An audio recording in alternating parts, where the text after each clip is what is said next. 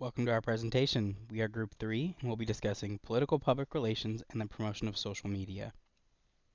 Our agenda for today is going to accomplish the following items.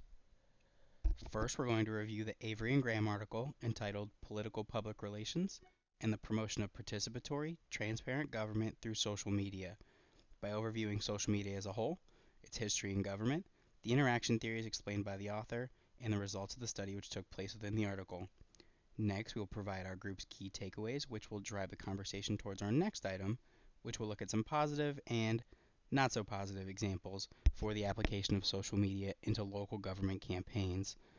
Finally, we're going to introduce our discussion questions to the class, which can be had within Canvas.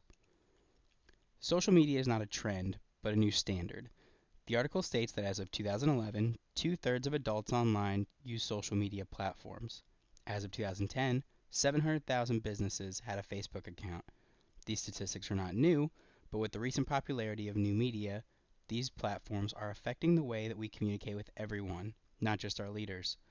Public relations has a huge role to play within social media and society as well.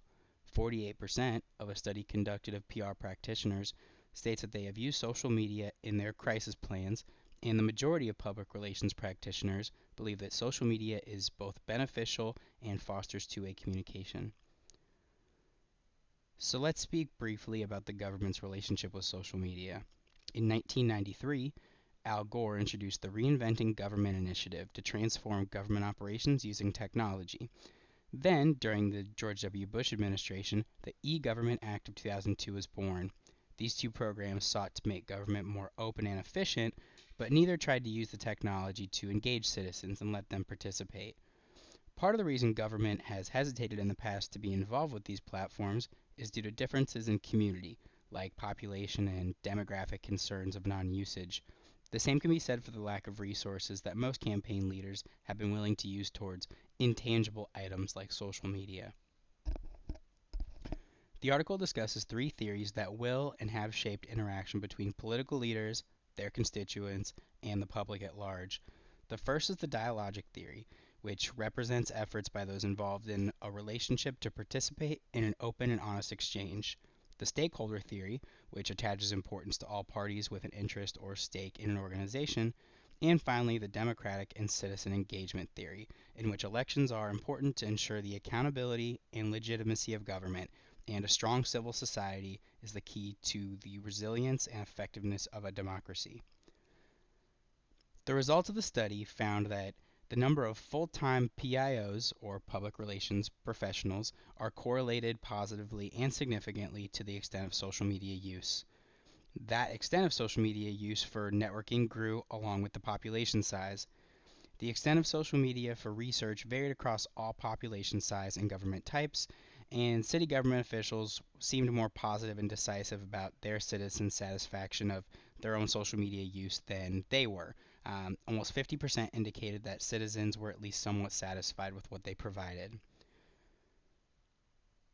So here are our group's takeaways. The first one is that the need for PR staff in local government does exist. There is a perception versus reality problem in this study, as the government officials had a better impression of their own two-way communication tools than that of the public. A larger emphasis on providing PR professionals with work on the social media platform could overcome some of these hurdles. The second was the obvious need for transparency within local and national government. Social media is the best tool to accomplish this and therefore is of paramount importance. People crave connection, and nothing is closer connected to them than their social media tools. It is because of this that government needs to seek to be counsel within their electronic lives that are every bit as prevalent as their physical ability to turn up at voting booths. The final takeaway is that there is great potential for further research in the field. Tools like Google Analytics and numerous sites that track strategic communication through these platforms have an ability to provide even the smallest governments with a powerhouse of finding their target and reaching them like no way before. I think the best example of this would be the early Obama campaigns, and that's kind of what's trying to be replicated at this point now. So let's have some fun with some examples. We'll call this the government edition. We're going to show you some good and bad examples of discourse on Twitter that our team couldn't help but share.